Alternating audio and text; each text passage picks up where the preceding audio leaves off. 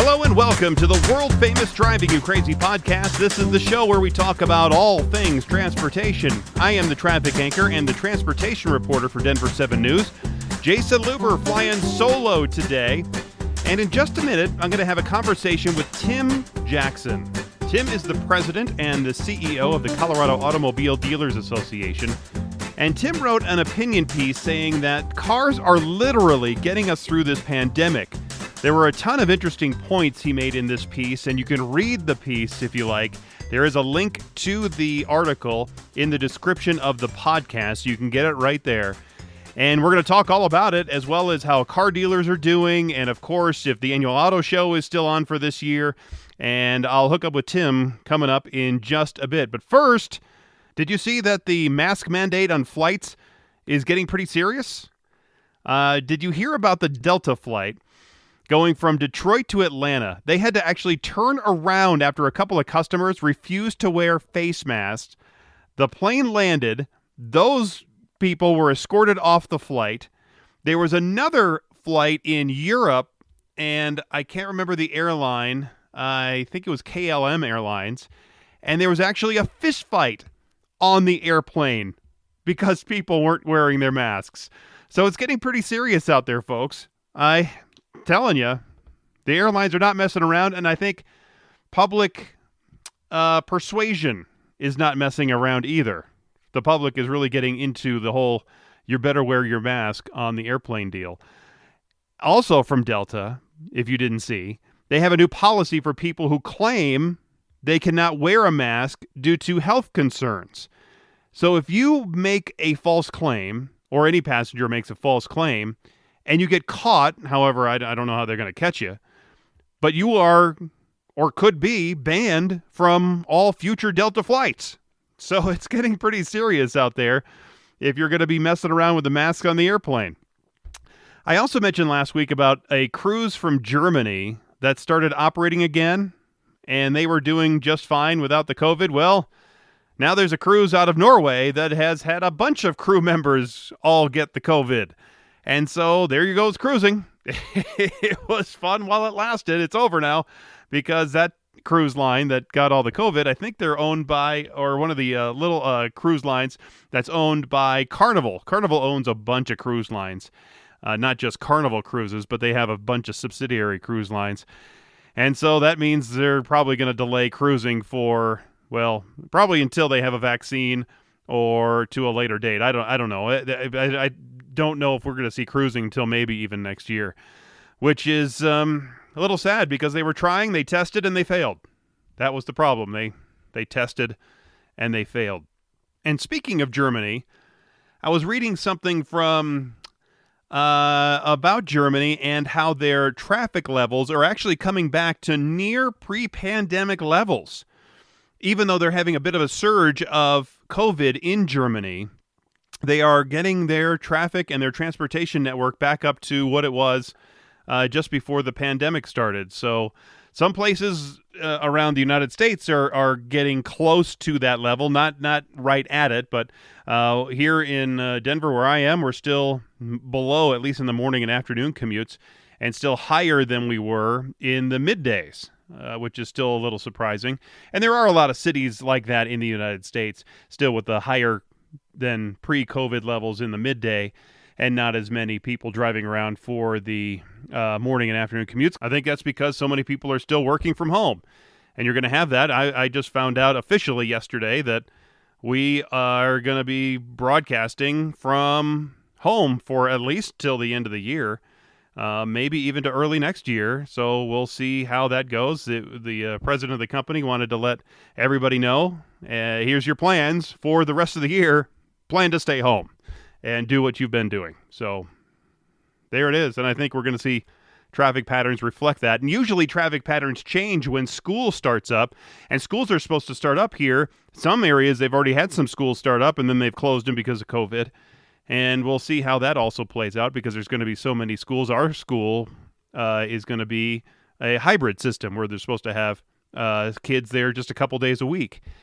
And it will change the way we drive around and how traffic patterns are. So there's only time will tell how that happens.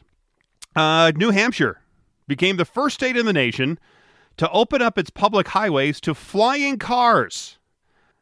First, for you worried New Hampshire motorists, take note, the cars won't be flying above your lane. Instead, the new law makes it possible for these flying cars to drive on public roads, taking the pilot from the airport after they've already flown their flying car to their final destination, to their house, and vice versa. Operators are required to have both a driver's license and also a pilot's license so you can do both tasks. The CEO of Samson Sky, one of the three companies that are manufacturing flying cars, said this is something the public has been yearning for decades.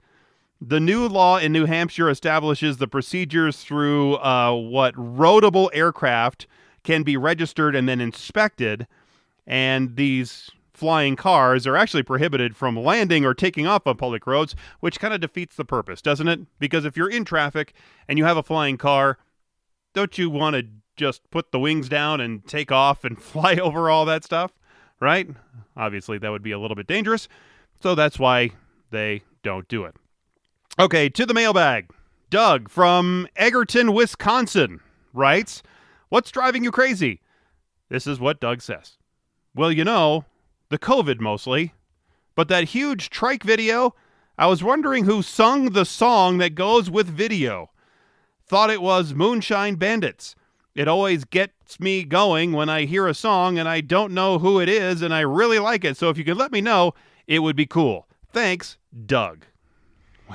Well, Doug, thanks for writing in from Egerton, Wisconsin. Now, the song that is featured on this video, the video is actually it's on my Facebook page, my Jason Luber Traffic Guy Facebook page. And it's basically this huge trike motorcycle. You've seen those trike motorcycles that have the two wheels in the back, the one in the front. Usually there's two seats there, like a motorcycle, but it's a trike. Well, this one isn't just like a motorcycle size. This is semi-truck sized with an engine that looks like it could haul a 747 down a runway to take off speed. It is that big of an engine, and there's one guy sitting up on this huge trike truck thing and riding. And the video that I got is featuring a song on it, and it's by an artist called Big Smo. The name of the song is called "Workin'," and featuring Alexander King. So, Doug, the artist is called Big Smo. The name of the song is called "Workin'," featuring Alexander King. I think that's the song you're looking for. There were quite a few favorable comments on that video, as it's already been seen, 5 or 6 million times already in about a week, which is a little bit crazy. Again, my Facebook page is Jason Luber Traffic Guy, Jayson. Luber Traffic Guy. It's also, the link is on the description of the podcast if you want to see that video or any other videos that I have posted on there. All right, so we are hooking up with Tim now. How important are our cars during this pandemic? According to Tim Jackson, the president and CEO of the Colorado Automobile Dealers Association, our cars are literally getting us through this COVID-19 crisis.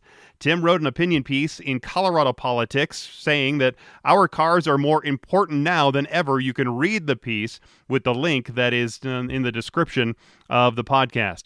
Headquartered in Denver, the Colorado Automobile Dealers Association represents 260 new car and truck dealers throughout the state, advocates for issues important to the industry, including the state's goal of reducing vehicle emissions. Tim Jackson is the president and CEO of the CADA and joins me now here on the Driving You Crazy podcast to talk all things transportation, cars, and other issues. Tim, thanks again for carving out some time to be here on the show.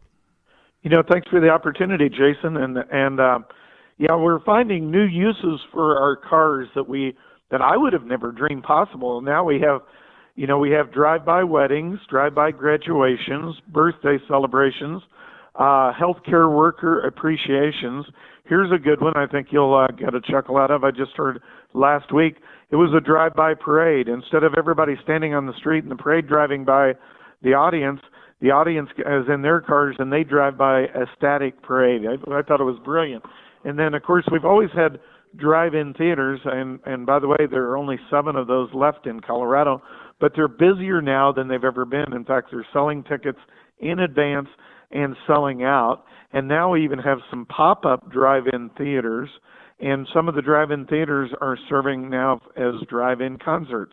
Who would have thought possible? And Garth Brooks you may have seen a nationwide concert where he was feeding from one location into drive-in theaters all across the country. So as the New York Times said, our cars are like safe cocoons.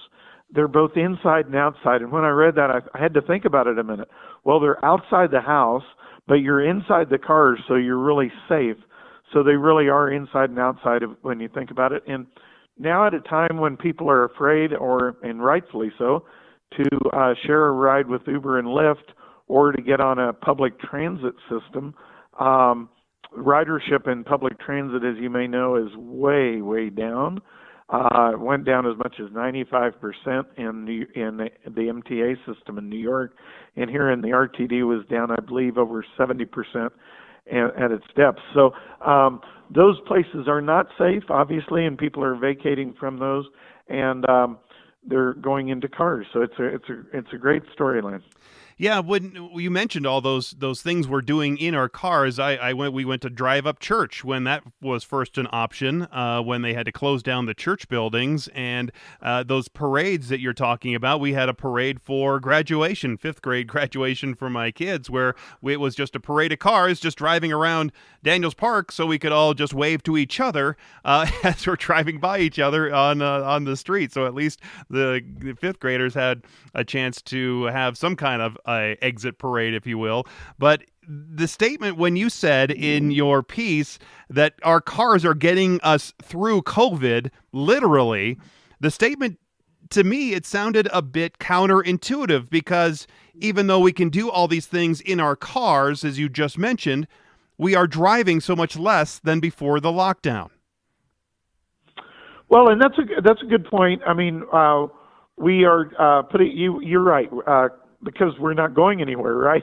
I mean, we're not going to work, but we're going to the 5th grade graduation. So we're using our cars in a different way, even if not as much. But let me, I think there are some counters to this, and from a standpoint of overall use of the cars and some things we haven't got into. In Colorado here, and of course, especially on the Front Range, everybody likes to go to the mountains. And you've probably seen and heard this, Jason, but the mountain, the trailheads where people go and hike, there's been so many people coming in that the cars have filled the parking lots and are down the lane and out into the road that leads to the trailhead. So we're maybe not driving them to work, but we're definitely driving them, and we're finding new places to go.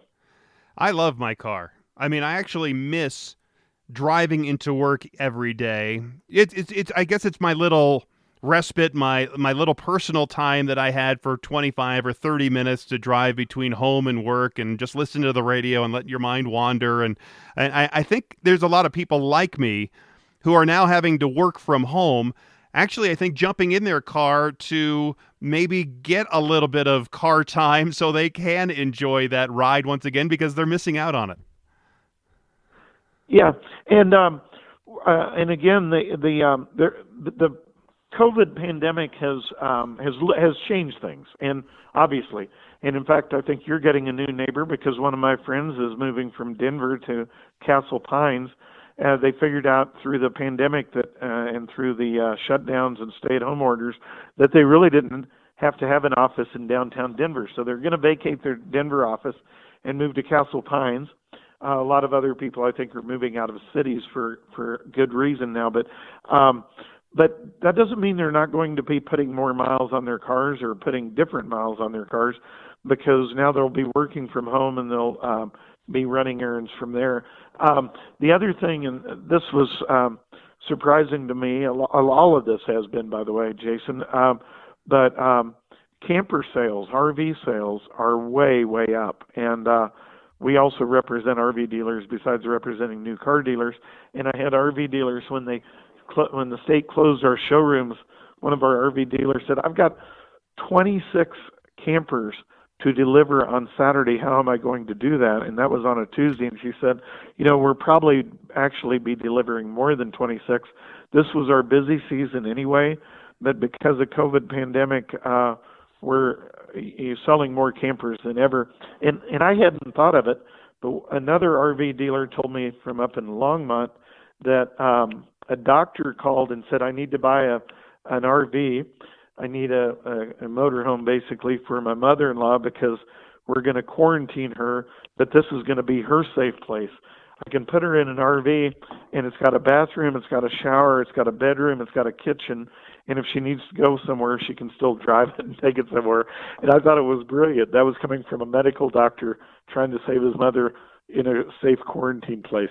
That is brilliant. That's a really good idea, and I didn't even think about that for maybe even nursing home patients who, because we're separated, right? There's a lot of couples Right. who have been separated because they aren't allowed to go into the nursing homes, and so maybe that's a way to get the couples back together and quarantine together. Maybe, I guess they don't have the medical benefits right there with them, but at least they could be together in one vehicle.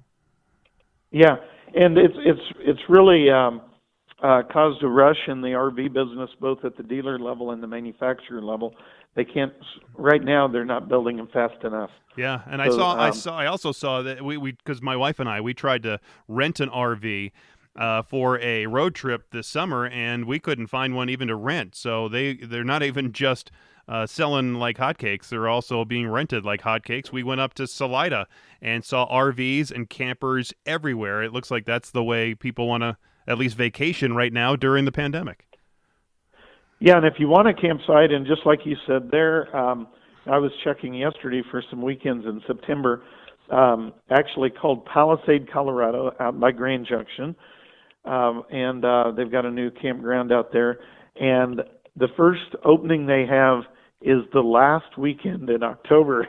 I mean, now we're in early August, so it's 3 months away, and you can't even get a camping site for 3 months up there. So if you're going camping and want to use a camper in a campground or an RV park, plan ahead. So in your piece that's in the Colorado Politics, by the way, I'm talking to Tim Jackson, President and CEO of the Colorado Automobile Dealers Association, where you have a piece in the Colorado Politics saying that cars are more important now than ever.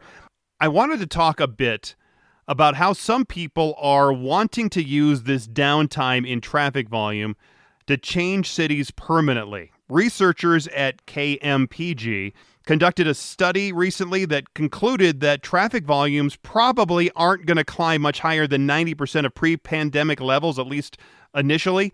Streets Blog USA, they wrote an opinion piece. It looks like a news story, but it's more of an opinion piece, as most of their news stories are, air quotes there, using that information saying we could make use of the time-tested and even radical strategies to make car travel the mode of last resort in most cities. What we can't afford to do is nothing, or else even that measly 10% drop in car travel could vanish in a heartbeat. What do you say about the people that want to have more of these permanent restrictions on cars?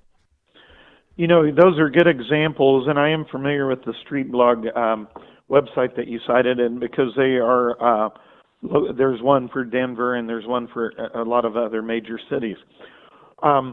Well, Jason, even before the pandemic, so this is not a new thing that just started with the pandemic, but there were people that have created really a war on cars. There is a War on Cars blog out of New York City, of all places, Manhattan. And Manhattan's a little bit different. I think it would be difficult to own and drive a car if you lived in downtown Manhattan. But the War on Cars is based in Manhattan. Ironically, Doug Gordon, one of the founders of the War on Cars, actually just bought a car because of the pandemic.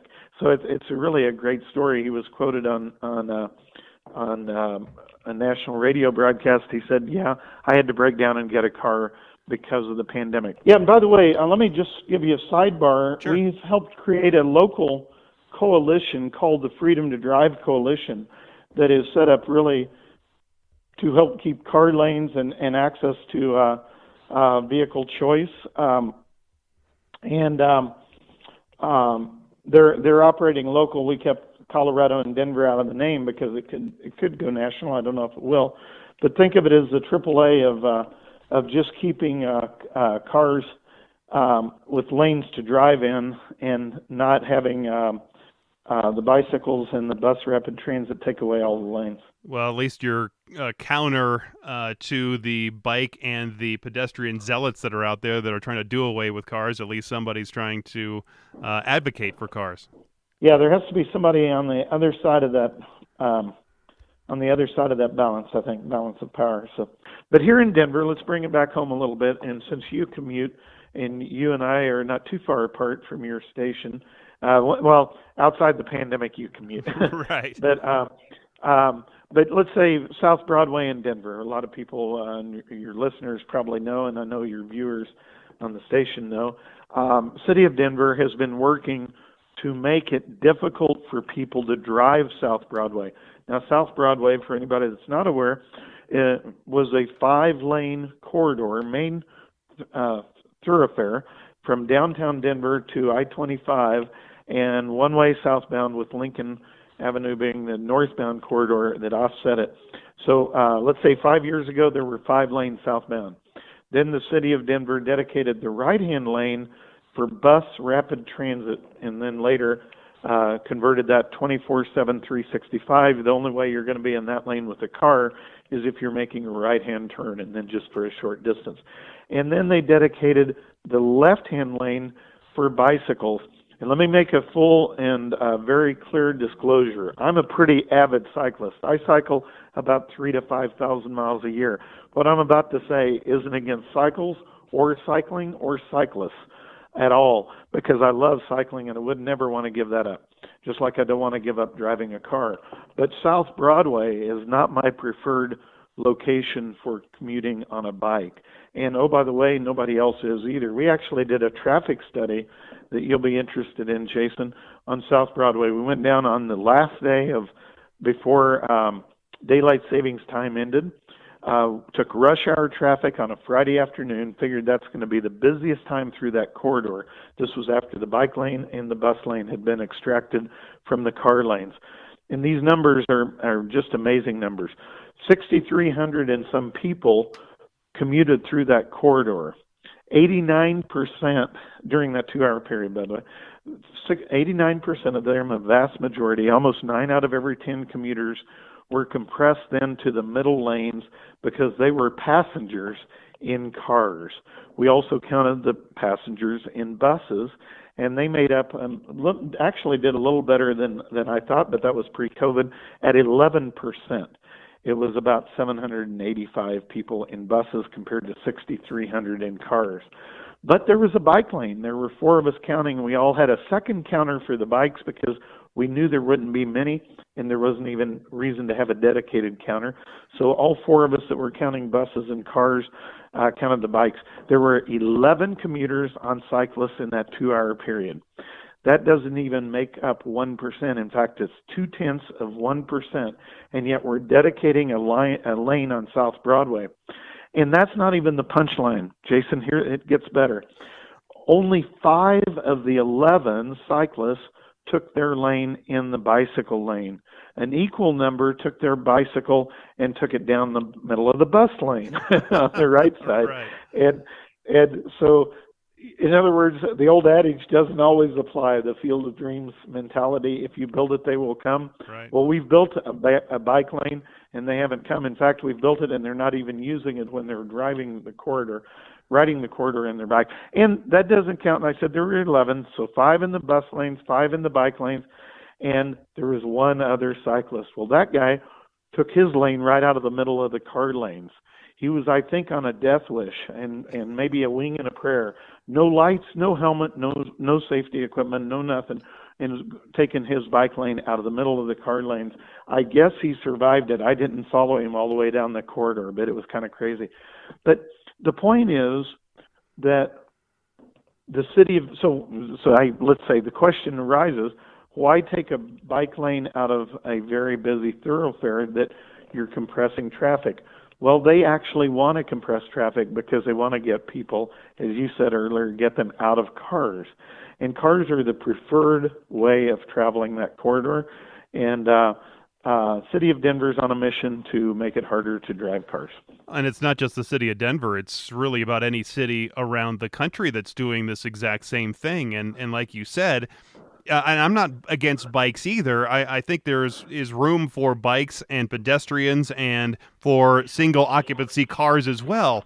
But for the city to arbitrarily say we're going to eliminate lanes, so we are just going to make traffic as bad as it can be for single occupancy vehicles or just regular cars, then they are trying to force people to change their behavior because they're hoping the traffic is going to get so bad, we're talking pre-pandemic levels, that they are going to be forced to change their behavior and get on a bus or get on a bike, which you don't want to do in the middle of February. And they're just trying to force you to get onto public transportation, which not everybody, even pre-pandemic, post-pandemic, any pandemic, people don't want to get on a bus. It's not their favorite form of transportation, or even on a train, which is a little bit more palatable for some people. They just, I don't want to do it. I want to ride in my own car, even if it's going to take me a little bit longer. Absolutely, and that's the way most Americans are, and that's the way, that's the way the roads have been built. The roads have been built through the gas tax, and so the cars pay for the roads, and ironically now, anybody that studies this recognizes it. The cars pay for the bike lanes too, because the bike lanes are coming out of the roads that the cars built, and the cars are paying for the bus lanes. And then in a way, we're also paying as drivers. We're also paying for the trains because we're paying sales tax on those cars when we buy them. That goes over to the RTD to buy the bus rapid transit and the trains. Is it frustrating to you, or do you hear from the pedestrian or the bike zealots, even being a biker yourself, a bike rider yourself, about how they would rather see all cars disappear from the roadways and reclaim all lanes of traffic for pedestrians and parks and for bikes, and basically shut down all urban areas so they can just keep it car free? It is frustrating, and yet if we can all look at the issue rationally, and most of us are capable of doing that if we take our guard down and have a casual conversation. Again, I have a lot of bicycling friends since I do a lot of miles a year and ride with a lot of other cyclists. When I ask them, do you want to ride do you ever ride that South Broadway route? And they say, no, I don't even know why they have it. Because they would rather see bike lanes offered up in places that are more safe and less car-centric. I personally like riding the Cherry Creek Trail, the Platte River Trail, and other dedicated bike corridors like that. And then there are a lot of places in Denver that the streets are wide enough, whether they have bike lanes or not. I don't feel unsafe at all on Denver streets. And that's the way most of my cyclist buddies are, I think. And but as car drivers that are, some of us have to commute and some of us need to commute, we don't want that commute being stretched out more than it has to be for something that's needless, let's say bike lanes on South Broadway. I'm speaking with Tim Jackson, the president and CEO of the Colorado Automobile Dealers Association. You were telling me about some data that the Colorado Automobile Dealers Association has that has never been reported or published, and that goes against the city's efforts to try to get these cars off the road. Is that what you're talking about? Some of the traffic counts that are on South Broadway, or something else? Yes, Jason, we did public opinion polling in late February and early March, and it was ahead of our planned Denver Auto Show, which later was canceled because of the COVID crisis, and then because of the shutdown, we ended up not going to media with these reports. So you're really hearing a lot of this first. Here's some key findings, and there were 300 Denver voters surveyed by Magellan, David Flattery's Magellan polling company. It's called Magellan Strategies, and then 500 statewide. in the statewide and Denver surveys, 88 and 87% respectively. So that's 88% statewide and 87% in Denver own cars and vehicle ownership or leasing. So it's very predominant. And in fact, respondents with a household income of $30,000 or less have a lower ownership rate than statewide and city ownership averages, but is still significant at 68%. So even people that basically are probably minimum wage or low income earners, over 2 out of every 3, 2/3, still have a car. So it probably is not a shiny new car, but it's a car nonetheless. And I'll bet they still depend on it to get to work. 55% of Denver respondents and 70% of statewide respondents oppose traffic congestion, what I would call traffic congestion by design. That's a reduction policy that would restrict the use of personal vehicles by eliminating parking spots on streets, residential buildings, and hotels. And speaking specifically of Denver, they allowed a downtown Denver hotel to be built with 500 guest rooms and 0 parking spots. Another place, about 16th and Humboldt, 240-unit apartment complex, micro apartments, with 240 units and 0 parking spots.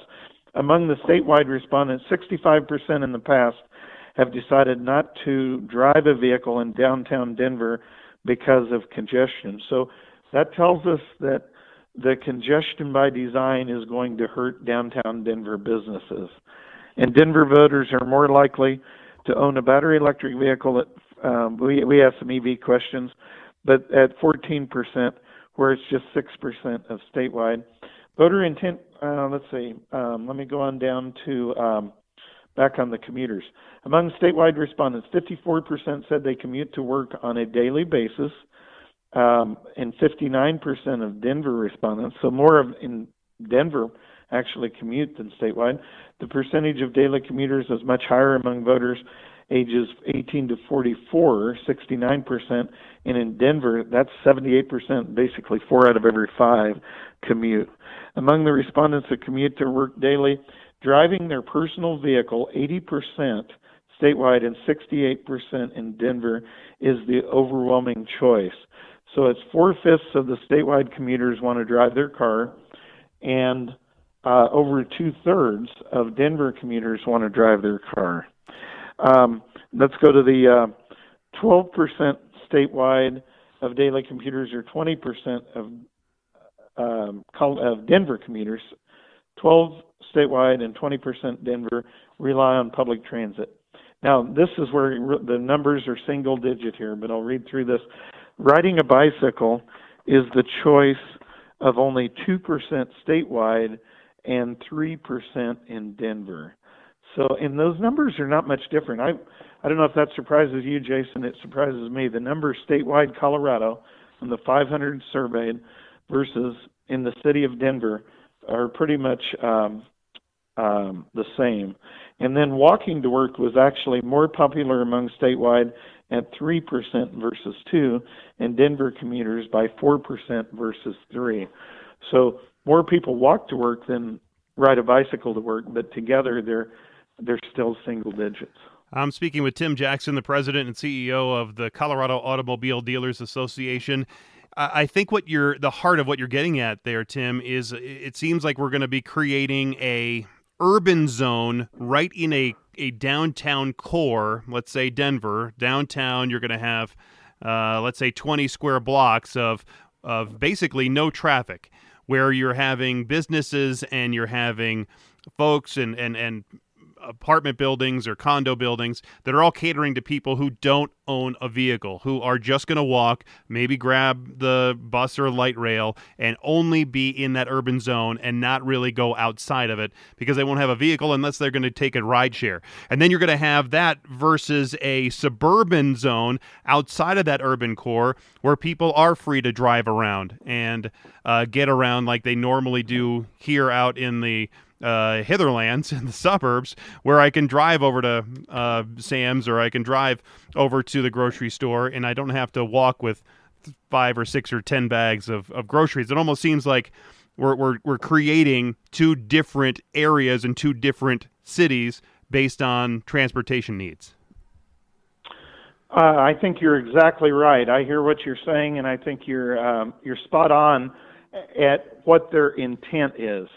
And when I say it's civic leaders that are city council in this case for City of Denver, who is restricting the lanes, for example, on South Broadway, and allowing massive construction projects without parking, and with the stated goal of making it harder for people to drive, or what I like to call congestion by design. But at some point, and what they run up against is public opinion, and obviously based on this polling, it's public opinion is against these efforts by about a 3-2 margin, so about 55% to about 33%. But you know, Tim, that a lot of politicians, most politicians, don't really care once they're elected about public opinion until the next election. Well, that is true. That is a political dynamic, and we operate in a political world, so I do understand that. Yeah, because I could see that parking is actually, and I made this point at many different shows with different guests, that I think parking is going to be their eventual way to curb traffic flow into an urban core. Because if parking cost me $100 a day, I am much less likely to drive into that area. Or if there's no parking available, or parking is costing me so much money that it's just not worth it for me to drive my car, I won't drive that far. I will. When I used to live in downtown Denver, when I was working at KOA Radio forever ago, I had a bike and I would, or I had one of those little motorized scooter things, and I would drive that thing around downtown, because if I was going to a Rockies game, it was too expensive to drive my car over there. Or if I was later on in life, when I moved outside of downtown, I would drive to one of these parking lots and then take my scooter or take my bike and drive it in, the 10 or 12 blocks over to Coors Field and watch a Rockies game. I do see in the future parking becoming a commodity outside of the urban core, where you could start charging people for a lower fee to drive to that point, and then they can get into the urban core however else they want. No, that's an excellent point, and let me hit on something that will maybe some of your listeners are thinking into the future, or far into the future. It may not be as far as what some might expect, but the autonomous cars, for example. And when I talk to city leaders, they've had briefings on autonomous cars. I stay pretty adept on autonomy and where that movement is going. And by the way, all of our cars have some degree of autonomous technology now, because cruise control is a form of autonomous technology. And our cars become more autonomous every year. We have crash avoidance warnings. We have the lane safe warnings to keep you between the lanes where you're supposed to be driving. And eventually, I have no doubt that cars will become autonomous. But as they become autonomous and as they become electrified, and there is a movement towards electrification, we're all for that, and we sell electric cars. But they will get to be less expensive to operate. But when the parking spot is $40, $50, $60, and the car is very inexpensive to drive, the autonomous car's parking becomes the street, and it just stays in motion.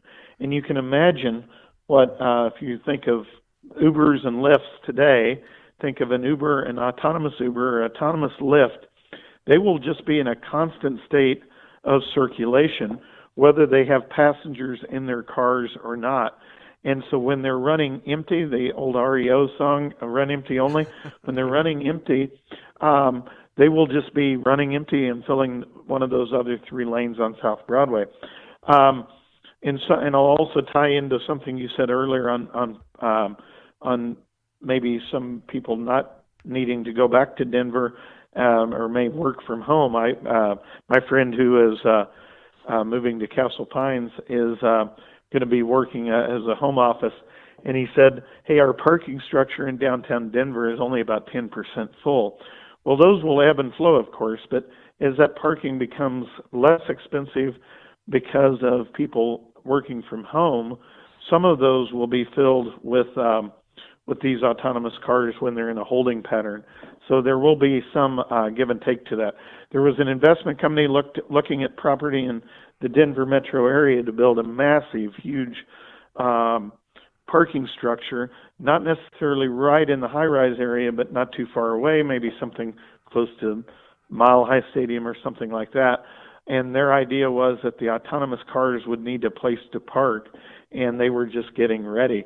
But I've got another friend who represents a company that has parking structures in Denver, and they're trying to find other uses for those parking spots when they're sitting idle, because right now, because of the pandemic, a lot of them are empty. I'm speaking with Tim Jackson, President and CEO of the Colorado Automobile Dealers Association. Speaking of the dealers, how are the new and used car dealers doing since the pandemic? Yeah, we represent the new car dealers, and actually they're doing very well right now. Our when the showrooms were closed during the stay-at-home orders, I figured we'd see a 40 or 50% drop in sales, because some people wouldn't want to have the car delivered at home or do everything over the internet. But in fact, it's only for the first half of the year, 17%. But the factories were closed down at the same time our showrooms were closed down, so there wasn't any vehicle production during that time. And one of our biggest challenges today, and when I say our challenges, the dealers we represent, but I'd also say the consumers that we serve, is that there is very little inventory right now. So 82% of what Coloradoans buy are in the category of light-duty trucks. Those are pickups, vans, and SUVs. And those are in such short supply that I have dealers telling me that they are at only about 10% of inventory of what they normally would be, not because that's where they want to be, but that's all the vehicles that they can get. And the demand is greater than the supply, the old supply and demand theories. And I've had people say the truck comes in delivering a load of new cars, and people are buying cars right off the truck. It's a unique scenario. Yeah, and I did read just recently that people are holding onto their cars longer than ever before. I think because the cars are made better. They have been in the last 5 to 10 years. They've been made to last longer just by giving it the routine maintenance. Your car's going to last longer. And I think people are nervous about what's going to happen in the next 5 years. Just think about where you were 5 years ago. And if this question was posed to you, I think everybody failed the test. If somebody says 5 years ago, where do you think you're going to be 5 years from now? I think everybody's answer failed the test of what has happened in the last 6 months. Sure. You know, so I do think people are nervous about what's going to happen over the next 2 or 5 or 10 years, and so they are holding onto their cars a little bit longer. You know, and that's an excellent point you bring up, Jason. The new data shows that the average age of the fleet, and when we talk the fleet, that's all the cars on the road. The average age of the cars today is the oldest on record. The one thing that that we all instinctively know, and that we can assume will continue, and that is that new cars get better every year in and year out.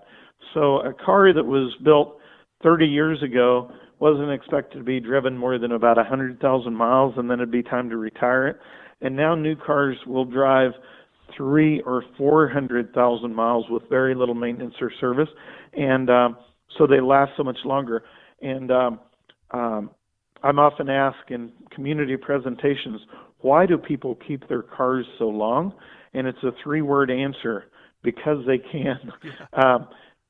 30 years ago they couldn't necessarily, because they were afraid to keep a car more than 50 or 60,000 miles, because that's when the maintenance started. Maintenance bills would start adding up.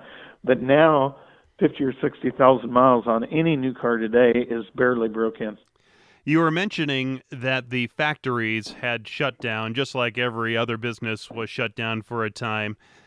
Did that shutdown affect the development of new cars? And obviously getting new cars to the lots, that's the problem, but did it affect the development and the technology stream of new cars and where we're going to be in the next 2 or 3 or 5 years?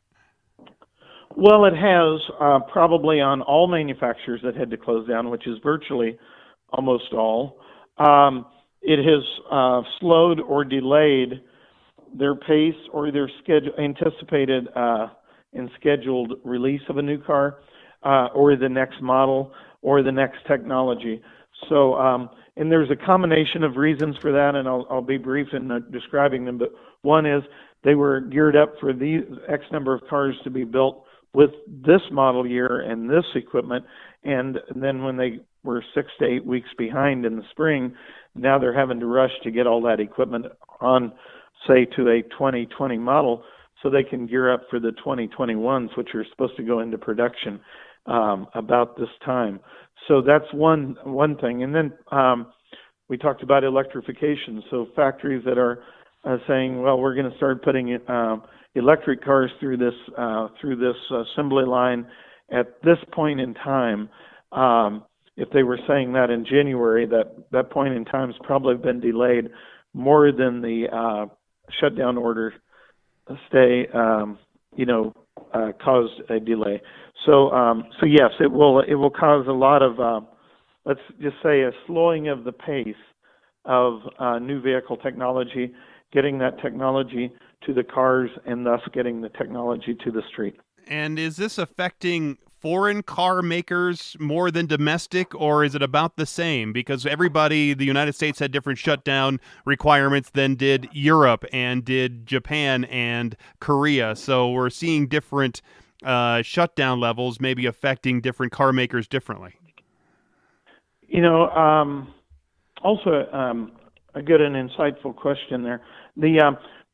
We're really an international industry in every way imaginable. And when I say that, there are more Toyotas built in the U.S. than some of the domestic manufacturers build of their own cars in the U.S. And Toyota Camry has more American-made parts than some of the than, say, a Ford F-150, although the Ford F-150 is not far behind. So we're such an international industry, but most of the manufacturing, let's say most of the cars that are sold in the U.S. are actually built in the U.S., even if it's not by a U.S.-based automaker. So whether they're a Toyota, a Honda, a Subaru, a Mazda, a BMW, a Mercedes, a Porsche, or a VW, or a Hyundai or a Kia, there's a whole list of international nameplates, as you know, and it's more than likely that any of those brands, if a customer is buying a new one of those today, that car was built in the U.S. Or at least assembled in the U.S. Right. A couple last questions with the time that we have left. Do you see traffic? We've seen traffic starting to come back from the pre-pandemic levels. There was obviously a huge drop-off, and it is coming back. It's not close, but it is starting to come back. It has come back actually in Germany, where they're just about 95% of the way there. Do you see traffic coming back to pre-shutdown levels, or staying lower, or maybe climbing higher in the years to come? Well, if it's in the years to come, I'll answer the last question first, and I'll say definitely climbing higher. And but as far as the post-pandemic, I think it will get back to the pre-pandemic levels fairly quickly. I'm glad to hear the number on Germany. I had not heard that until you mentioned it. But and I think we are not at 95%. I don't know what percentage. You maybe know what we are versus where we were before the pandemic. However, it's definitely coming back. And what will, let's say, adjust that, or let's say modify where that number is how many people then have figured out that, hey, they can stay at home and work. They figured that out through the pandemic, so now they're going to stay at home longer. We've talked about that a little bit, but just because they're working at home doesn't mean they're not going to get out in their car and fill the streets, because we're Americans and we want to go places. That's right. I was trying to bring up the data real fast here from Traffic Karma. I talked to some folks from Traffic Karma who are tracking the traffic that is coming back.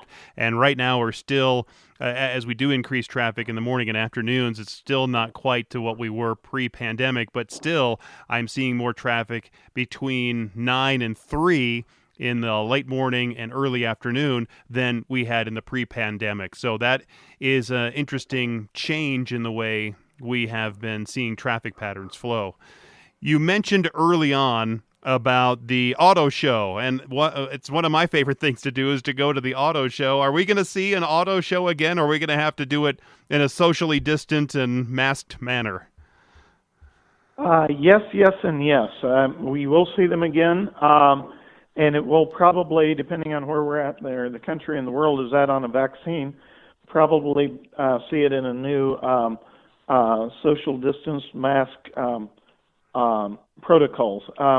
The Denver Auto Show is scheduled. It's on the calendar for mid to late March in 2021, and we are contracted with the convention center. Just a couple of quick factoids that I know you'll be interested in personally. A lot of your listeners probably will be too. The Denver Auto Show actually is the third oldest auto show in the country. The only those that predated are only New York City, which started in 1900, and Chicago in 1901. Denver's auto show dates all the way back to 1902, which is pretty miraculous when you think about it, because the Detroit show, which is obviously a bigger show now, and Detroit is Motor City, right? Right. So they didn't start their show until 1907. And the first auto show was in a building, the first Denver auto show in 1902 was in a building that still stands today, and it's the Fillmore Auditorium. At that time it was called the Monarch Auditorium over on East Colfax and Clarkson. And in that first show in 1902, there were 27 cars. Now, when you put that in perspective, Jason, we have more than 27 cars in just the Toyota display, or just the General Motors display, or just the Ford display. But 27 cars, half of them were electric and half of them were steam, of all things. People don't realize it, but some of those cars were manufactured right here in Colorado because it was before centralization. There were originally about 3,000 automakers before consolidation of the industry. Several of those were in Colorado. There was an electric car company based in Longmont, and there was a steam car company based in Estes Park. And people don't think about it, but it was the Stanley Steamer. Everybody knows the Stanley Steamer today. The Stanley Steamer is the carpet cleaner. Yeah. But now, I mean, at that time, the first Stanley Steamer was a steam car. And so we're kind of coming full circle on the electrics. We had electrics to start with, and then Henry Ford decided to go with an internal combustion engine in the Model T, and the whole industry gravitated that way and has been that way ever since. Now we're gravitating back to electric. And so it's really interesting. Denver's got a rich history in cars, car culture, in the Denver Auto Show. You mentioned that the auto show is still scheduled right now for mid to late March. Are you planning on canceling it, or are you just in a wait and see pattern? Well, we are in a wait and see pattern, but to your question, are we planning on canceling it? Absolutely not at this point. We don't have any reason at this point to believe that we would have to cancel it. But we will have to obviously operate under the protocols that are in place at the time, and see if we'll be able to do it. But we're in a network of other auto shows around the country and around the world, and most of the auto shows, or let's say all the auto shows, between mid-March of 2020 and now have been canceled, and probably into October and November. There are some shows that are scheduled in October through December timeframe that have not yet been canceled, and they're planning to go forward.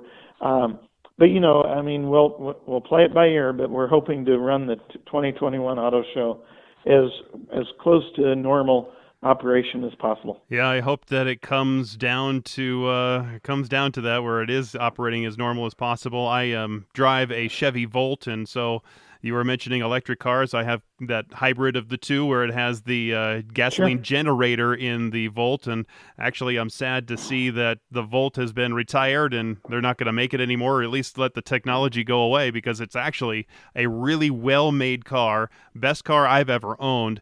And I wish they had made it into an SUV model, or a little bit bigger model than just the passenger car. I would have bought one in a half a second. No, you and me both. Since you mentioned the Volt, when the Volt first came out, I was there when it was unveiled originally at the Detroit show.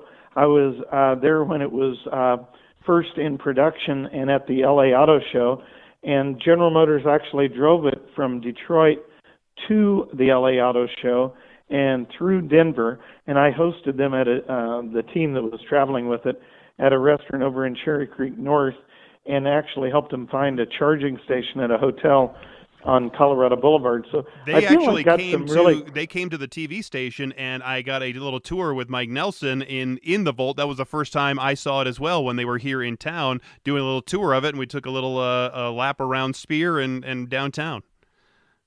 Yeah, and that car, I'm glad to hear that you were a part of that tour too, because I still remember that too, like it was yesterday. I helped them get into a schedule at dealers that they were going to show it just for an hour or two at the dealerships, mainly show it to the dealers, but helped them do that. It was a great experience. I agree with you. It was an outstanding car, outstanding technology, and I was sorry to see it go. There is a movement to what they call full electrification, so battery electric vehicle instead of a PHEV or plug-in hybrid electric vehicle. But the advantage of the Volt over the battery electric vehicle, say a Leaf or some of the other pure battery electrics, is the range. Right. You could get in your Volt if you wanted and drive straight to Las Vegas. You'd have to stop occasionally for gas, and it wouldn't run on pure electric the whole way. But it's always running on electric. It's because it's generating electricity. It's not running it's not like a Prius where it has a battery that assists it get extra good gas mileage. It is always on electric. It's generating electricity. That's what the generator does. Yeah, no, good point. I was just saying that with that one, you wouldn't have to stop at a charging station and sit idle for 2 or 3 or 4 hours.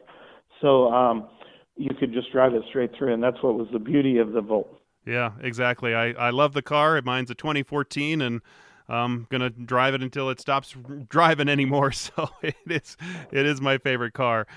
Tim Jackson, you're the president and the CEO of Colorado Automobile Dealers Association. Thank you so much for spending so much time with us here on the show. Great insights and great information. Appreciate your time here on the podcast. Thanks for the opportunity.